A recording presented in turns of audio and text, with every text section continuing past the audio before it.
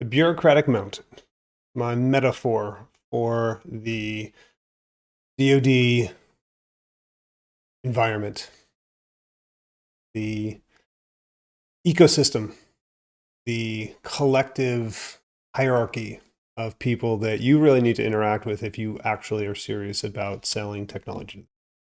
The funny thing is that so many folks who are focused on developing technology, and I've met a lot of them over the years, they are hyper focused on usually the bottom layer of this, right? The people, the end users, the folks they envision as being the folks who will actually touch and use their technology in their operational job, right? You're developing a gun, it's for the infantry person, right? If you are developing a counter drone swarm technology, maybe it's your base protection folks, right? It's the folks who will actually have to push the button to make the thing work. That is that bottom layer.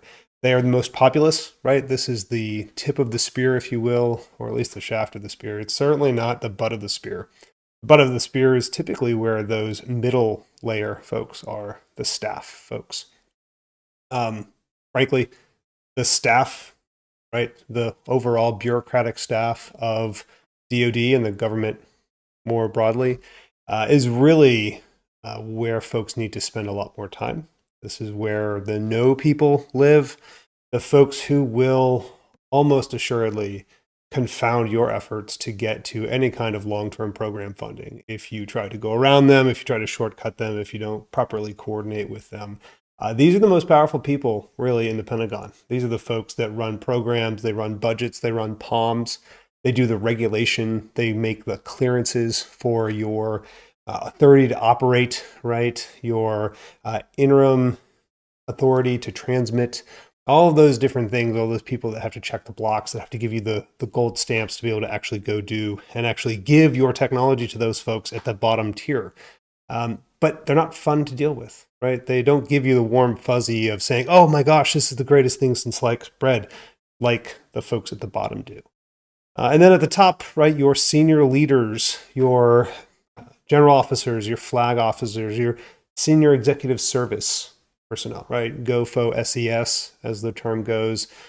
These folks also attract a lot of attention, right? There's a lot of folks who go and talk to the general officers or the flag officers. Maybe you run into them at a conference. Maybe they're on a panel and you get a 5-minute sidebar with them before they run off to their next engagement. And they also are really fun to talk to. They often say really great things about your new emerging technology, particularly if it is in line with their strategic view. But they don't actually spend money for the most part. There are some general officers, flag officers that are program executive officers of large programs, think submarines or jet strike fighters. But those are not the folks who actually do the tangible paperwork to get those things bought and paid for, right?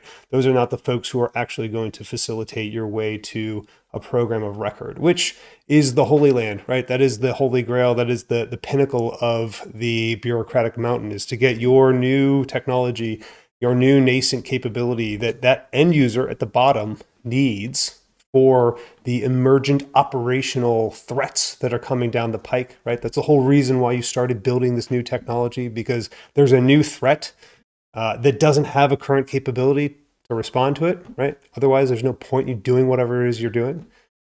But those top layer folks are not necessarily going to facilitate that too much. We'll talk about that. Those middle layer folks can confound it, but they can also make it happen. And then those bottom layer folks are absolutely crucial. So the real way to win in this game is to engage all of those layers, and we'll talk about that. You absolutely have to start, in my opinion, at the bottom. If you don't know who your end user is, you might as well just quit. Okay? If you cannot close your eyes and identify, really envision the type of person who is going to take whatever it is you make, whether it's a software or hardware or some combination of the two. If you can't visualize the person who is actually going to have to use that for their job, and then identify specifically who that person is. I'm talking about they are in the Army. They have this career field. They do this particular mission.